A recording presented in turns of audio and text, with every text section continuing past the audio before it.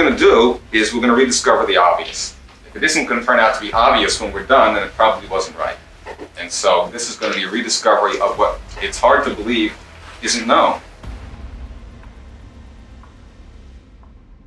In order for us to change the world very effectively, we need to study the world of cause and the world of effect and understand how they manifest our reality. The world of cause and the world of effect can be understood by studying a tree and its fruits. The world of cause is likened to the root of a tree because the root is hidden from sight, just like how the cause of matter is hidden from sight. The root of the tree also nourishes the tree, causing it to grow. Without the root, the tree cannot grow and bear fruits. As for the world of effect, it is analogous to the branch of a tree, because the branch is visible. The visible world, which is the world of matter, is the effect of the invisible world, which is the world of spirit. And so this is the metaphor between a fruit tree and our own spiritual growth. That we are the tree now growing between our birth and our death. We are spanning between inside and outside on our chain of being. The cause of reality.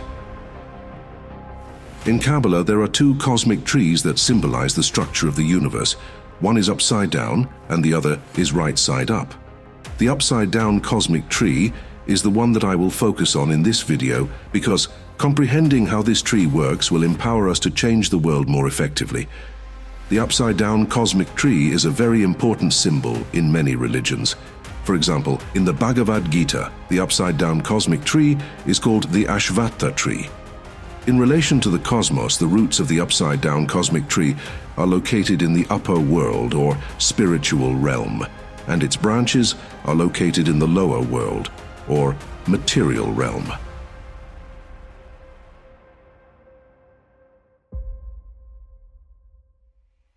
The concept of the upside-down cosmic tree shows that all manifested things are rooted in God and receive nutrients from this omniscient creator. In other words, all manifested things depend on the living energy of God to exist and flourish. It's important to remember that the root of the upside-down cosmic tree represents the spiritual realm, which is the interior of existence or the root level of reality. In other words, it is the world of cause. Within the spiritual realm, there are forces that manage and govern the things in the material realm, which is the branch level of reality.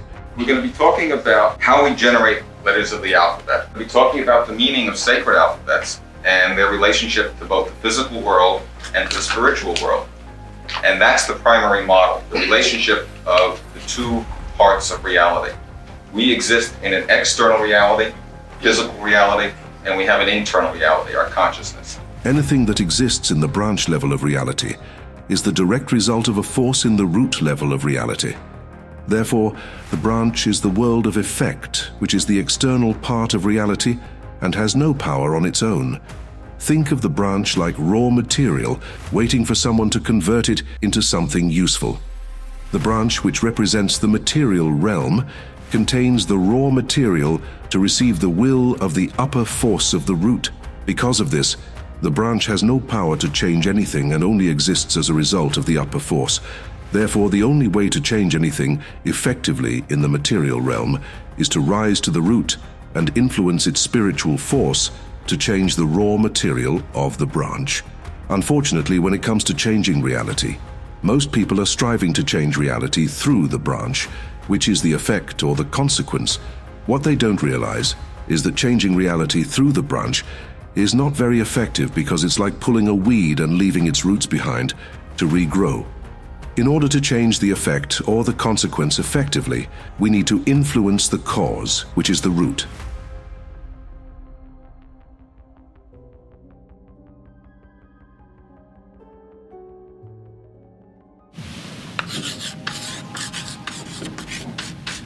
Language is a system of symbols that point to concepts, arranging them in patterns that communicate meaning.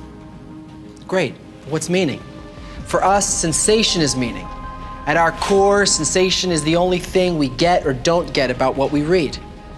The words of every language on earth are about sensations that come from relating to objects.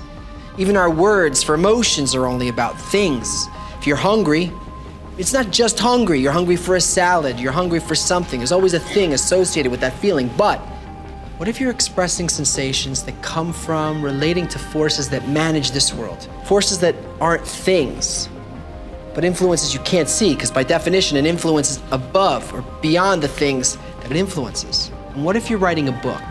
Because what you want to do is make it possible for people in this world to enter those sensations, to enter those forces that can't be described by thing words. The only way to cross that dimension is to use words that you can relate to.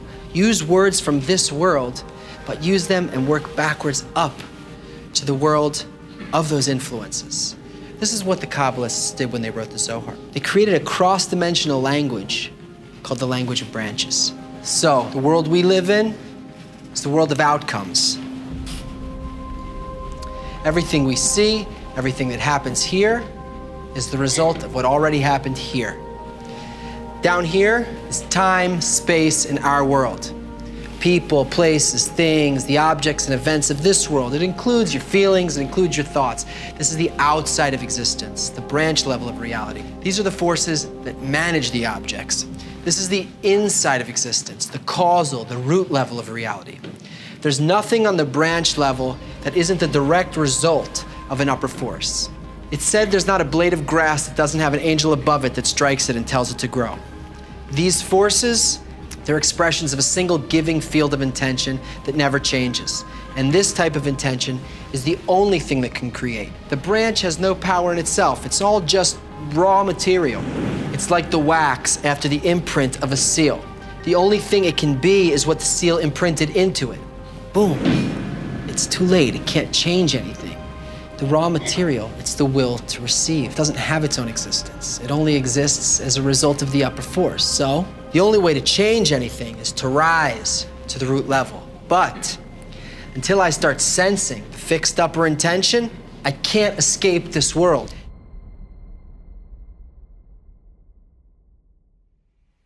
One of the most effective ways for us to influence the cause to change reality is through the language system. A language is a system of symbols. These symbols are known as letters, words, and numbers.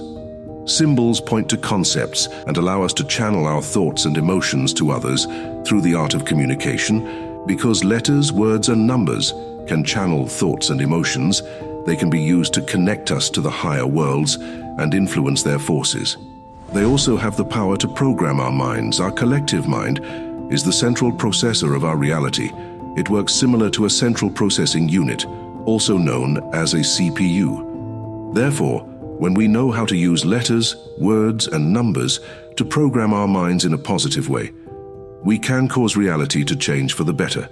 Using letters, words, and numbers to program our minds is how we can influence the cause to change the effect. As the effect changes, the material world has no choice but to change. Another effective way for us to influence the cause is through the desire to learn spiritual knowledge and apply that knowledge to change our lives. By learning and applying spiritual knowledge, we awaken the light that surrounds our souls, strengthening our connection to our complete state. The complete state of our soul exists within the collective soul. It is a state of perfection and omniscience. It's often hard for us to perceive the collective soul because we mostly observe reality through egoist points of view and desires. As our souls become more perfect and complete through the process of acquiring and applying spiritual knowledge, the world around us will have no choice but to change, to reflect that state of perfection. The world has no choice but to change because the source that converts thoughts into symbols and images to project the world is within us. This means that we are the creators of our reality. As creators, we have the power to change the world, but in order to change it in a powerful way, we need to change it through the root. Today, most people are striving to change reality through the branch without influencing the root. In other words, they are striving to change the effect without influencing the cause. The dark force is well aware of the power of changing reality through the root, which is why they like to use the mainstream media to broadcast disempowering and sinful ideas, symbols, and images, to program our minds, to project a false reality, to imprison our souls. You said test, right? Yeah, You go to school, they put you through a test, right? yeah. Now, I'm promising you that the English language is traps and spells. How do you spell test? T-E-S-T. Let's get into the symbolism of these letters and how they're being used. What they do is they put a series of tests. Now the T as a symbol is this right here. That's what a T is. The first T written, I guarantee you, did not look like this. I promise you that it looked like that. Original languages, all based on symbols. Now, the cross gives you 4 directions. The energy, where they're gonna take it. The S symbolizes a path or a road. A S is a half of an 8. An 8 represents infinity. The S is a representation of your movement, where you going. The E is the representation of your energy. So what they do is they want to know where your energy, okay, what direction is your energy gonna go? And they got you in between 2 of these. Every time they test you, they got you in between 2 of these crosses, in between the 4 paths, the 4 directions. And in the process of them figuring out what direction you want to go, they figure out what they want to do with you, how they gonna treat you. And most people are so hypnotized by the ideas, symbols, and images of the dark force that they believe they can really change reality through the branch. So they protest against corporations and governments, and some of them even call for violent revolutions. The act of protesting and the act of violence can create change. However, they do not purify the mind of evil thoughts, and therefore the change is temporary and vulnerable to corruption. The mind is the root cause of reality. As long as it's tainted with evil thoughts, it will keep rejecting a reality contaminated with corruption, manifesting an endless cycle of corruption. Changing reality in a powerful way requires us to change the way we think. If we want the world to change into a world full of peace and love, we need to change first, by thinking and behaving in a peaceful manner, so we can live in peace with our neighbors and other nations. Furthermore, we need to love our neighbors like they are our brothers and sisters. Collectively, we are the creators of our reality. This means that the world we live in is a reflection of our collective mind. We have the power to create because we were created in the image and likeness of our Heavenly Father.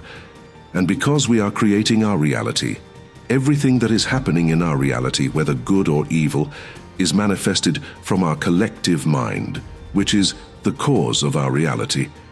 What we see with our physical eyes is the effect projected from our collective mind. In order to change the effect in a powerful way, we need to change the way we think, causing our collective mind to manifest a different effect. One of the most powerful ways to change the way we think is through the process of programming our minds with empowering words. The mind is like a garden, and words are like spiritual seeds.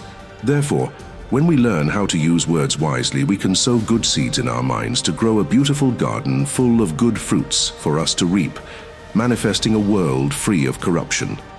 On the other hand, when we don't know how to use words wisely, we sow many evil seeds in our mind, speaking like children of Satan, manifesting a world contaminated with evil.